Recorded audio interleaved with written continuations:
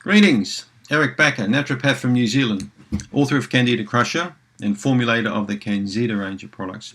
Thanks so much for checking out my video. Today I'm going to talk about stop worrying about your health. I'm going to read something out of my book, Candida Crusher. I wrote a couple of paragraphs here about how people go crazy about their health. They worry about every little thing, every tiny little fart, every little burp, every little freckle, every tiny little white spot on their private part or tongue or whatever. They just worry. Unbelievable the emails I get from people. They worry about the smallest, tiniest little thing.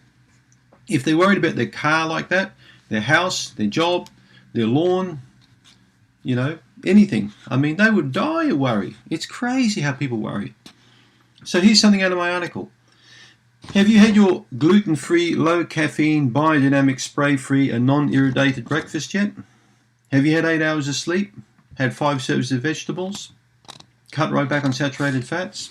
Read all the packets of everything you eat? Made sure everything's home cooked from scratch, that you buy nothing in any kind of packet because you might die of an awful cancer? Have you noticed there are so many different magazines, e-zines, columns, talk shows about health, about everyone has become the health police? Don't eat that, you'll die. Oh my God, don't breathe that in, you'll die. Everything's dying. A friend of mine about a year or two ago told me that he gave up a subscription on a very good international journal. It's a health journal. And he gave up on it. And he said, because all this thing talked about was your risk of cancer. Don't eat this food because your risk of cancer increases. If you eat peanut butter, if you eat apples, if you take dietary supplements. He said everywhere I looked there was some kind of risk of cancer involved. And basically what he thought, well, if I ain't got cancer now, I'm going to blooming well get it. If I keep reading this stuff because they're waving under my nose so much, I might as well develop cancer. If you keep thinking continually about how sick you are, how awful you feel, what do you think the cells of your body are going to do? What do you think your stress system is going to do? You become disease-focused and not wellness-centered. Focus on health and well-being, on happiness. Those are the kind of people that stay healthy. By continually thinking about sickness every minute of the waking day, you'll blooming well get sick if you're not sick now. It makes sense, doesn't it? Think about successful people. You think they think about constantly about sickness? I don't think so. They think about how they can be successful. Now, success doesn't have to be money in the bank. Success can mean a very, very good relationship with your partner. Success could mean a fantastic family life. Success could mean all sorts of things. For me, it's my family, it's my beehives, it's my vegetable garden, it's my lifestyle. That's success for me. It's not my health and wellness. Okay. When I grew up, my mother used the word hypochondriac a lot because a friend of our family was continually and perpetually complaining about his health to anyone who would listen. He would visit the doctor almost weekly with another symptom like palpitations or bad breath, gurgling sounds in his tummy, itchy back, and the list went on and on. Some patients I've seen are exactly like this. They worry and fuss over their health continually and just don't seem to get on with their lives. Ironically, but I've noticed that some people I see with the most amazingly healthy diets appear to be the ones in the worst state of health. They seem to do everything just right, but they just can't seem to get their health together. Many folks live in the belief that they must continually strive to attain perfection in health, but perfect health, in inverted commas, is a myth. And most of us live far healthier lives than we realize.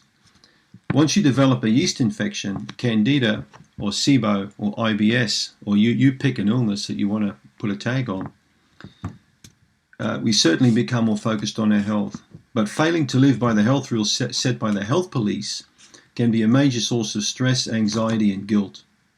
Especially for women, I've found this. The goal is to live as long as you can with the best quality life. But some people I meet are absolutely scared to death about their diet and their lifestyle. They must exercise every day. They've got these strict regimes. They've got to get up at 6:15 on the nose.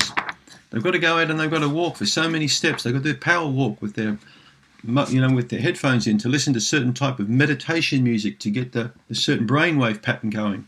They've got to get home. They've got to have the perfect breakfast. It's got to have the right berries in it.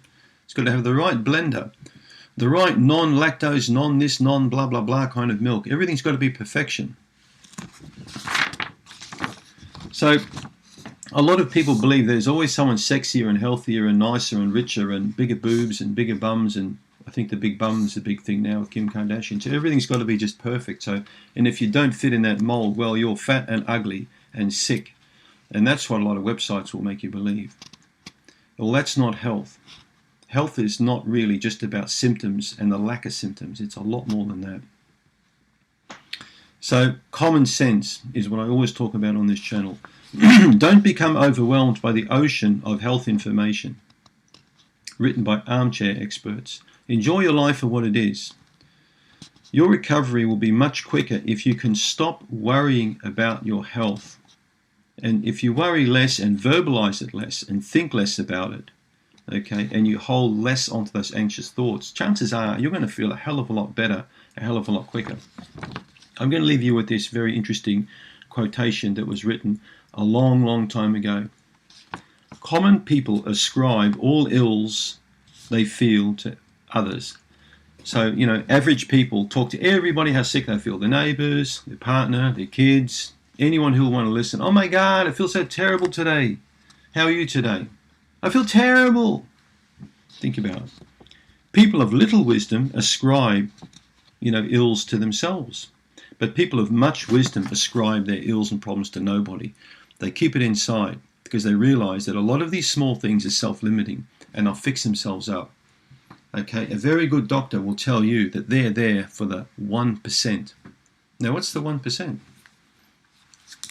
1% people associate with bikies and outlaws. But no, I'm talking about the 1%, the rare, the weird, the crazy, the wacky. Because 99% of people who go to the doctor have got a problem that will fix itself up. Why do you think the doctor will say, take an aspirin and call me in the morning? All right? Because most doctors know that people who come to them have got stress, they've got worry, they drink too much, they fall, they have accidents. These are things that happen to people commonly. It's incredible how many people I've talked to who think they've got this weird brain tumor or some crazy type of cancer. When they go to symptomfinder.com, they'll start going down these pathways, and it starts off with maybe a tiny little mole on the ear, and next thing they've got inoperable brain cancer or something. So please do yourself a favor. Stop worrying about your health. Click on the link below and you can get my free CanXida report. And please don't forget to subscribe to this channel. Thanks for tuning in.